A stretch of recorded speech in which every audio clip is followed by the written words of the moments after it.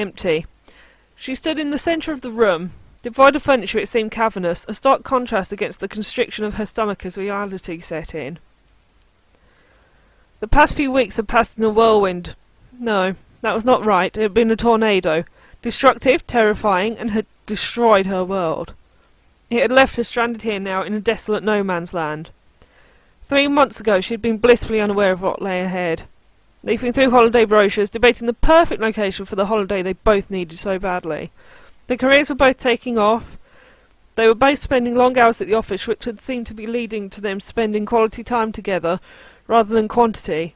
Or that was what she had believed. What it had actually led to was guilt-driven shows of affection, compensating for the fact he was preparing to move on. When they had met, he had already owned the house. It made sense when, after almost a year of dating, that she had given up her flat, her rented flat, and moved in. She had begun investing in turning his house into their home straight away. Her savings that she had been carefully scribbling away for a deposit to buy her own house now paid for the new kitchen and the renovation of the box room into an ensuite for the master bedroom. She had not thought twice about spending the money after all. It was an investment in their future. He would occasionally talk of putting her name on the deeds, but never got round to it. She had redecorated room by room to show off the antique furniture he already owned. They had enjoyed days out on trips to antique markets, searching out extra pieces to complement the decor. Their tastes had complemented each other, and occasionally he would come home and surprise her with the perfect picture for the room she was working on. Her friends would tell her how lucky she was to have a guy that not only noticed what she was doing, but cared enough to contribute. Within a few months she had given the whole place a fresh breath of air. Looking back, she could see it. He had been less enthusiastic to her. Looking back, she could see it. He had been less enthusiastic than her about the whole process. He had been pleased with the results, but far less hands-on during the process than she had thought he would have been. She had stripped paint from the woodwork, sanding and revealing the natural grain of the timbers late into the evening as she waited for him to come home. As she waited for him to get home from yet another late-night conference call. He would come in and slip his arms round her waist from behind and admire her handiwork. He would tell her how proud he was of her. They would host dinner parties where he would boast about how talented she was, talk about the trips they had taken to pick up individual items. He would never correct them when they commented on the hard work it had taken to restore the floor and doors to their original glory, assuming he had done the physical work. She would smile at him and remain silent, allowing him to bask in the praise.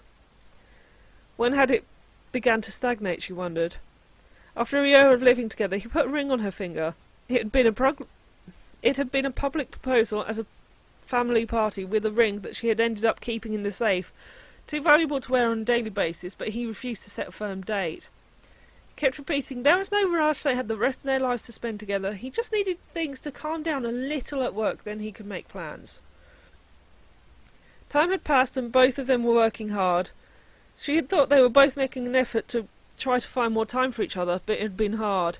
He had begun taking business trips that her own career prevented her from joining him on, but she had trusted him completely.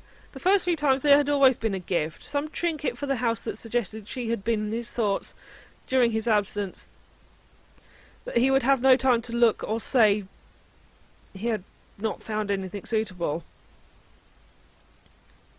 Then he would have no time to look or say he had not found anything suitable. There were no rows, despite both of them working long hours. After all, they were both working for their future. She had suggested the holiday and been surprised how easily he had agreed. They needed it. He had given her a couple of different sets of dates and left the rest in her hands. His only criteria was the hotel should have a spa, and she had laughed, knowing that she already had the perfect place in mind. Then the call. 5 years destroyed in less than 5 minutes. He had been too cowardly to even face her as he ripped her world to pieces. He had met someone, he was in love, moving in, selling the house, furniture going in storage, the fragments of conversation The fragments of the conversation punctured the disbelief she felt. He was sorry, of course, but she surely understood. They had drifted apart. And no point in dragging it out. She had sat up all night waiting for him to come home angry, hurt and confused, but not ready to give up their relationship without at least understanding what had happened and how long the betrayal had been going on. She had finally passed out in the early hours, still curled on the couch, the cushion sodden with tears, mascara streaking the reproduction vintage fabric she had commissioned to complement the curtains. Then the second bombshell had dropped. A phone call the next morning. He wanted her out in a month. Not only was he abandoning her, he was discarding her and leaving her homeless. He added insult to injury by reminding her it was his house and that she had no right to anything other than her own possessions. She wondered as she listened to him talk if he had checked his position already with his work's legal department. He was talking about the money she had spent on the house being in lieu of her paying him rent over the previous years. He seemed to be deliberately ignoring the bill she'd paid. She had snapped at that point, launching her own tirade of his failures. As the words flowed from her mouth, she surprised herself with the venom she found she was capable of.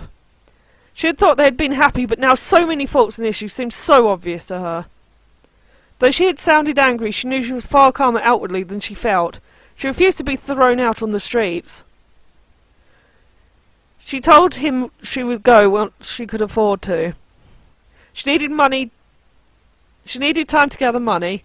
She reminded him of the money she had spent on the house, pointed out she had paid for the kitchen and bathroom, and he owed it to her to give her time, unless he wanted her to take them with her, or he was prepared to pay compensation.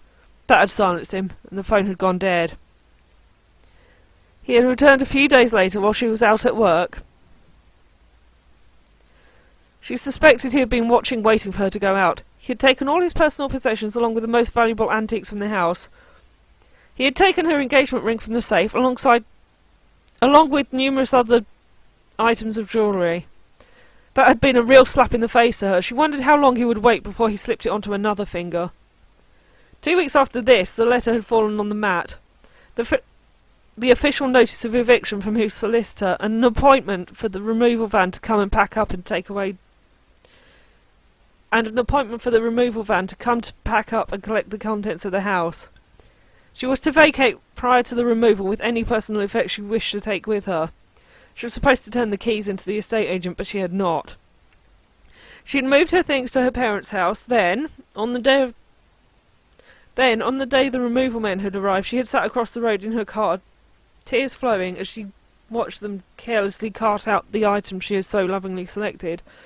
Once they had left, she had come back in and wandered from room to room, her footsteps echoing from the bare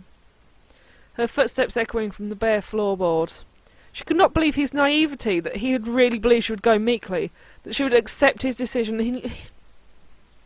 She could not believe his naivety, that he had really believed she would go meekly, that she would accept his decision and he could go on with his life happily. She was already empty, but soon that would be literal. She placed the envelope on the mantel, where they had once been immortalised, smiling at sunset on a far-flung beach. She took the knife from her bag and took off her jacket.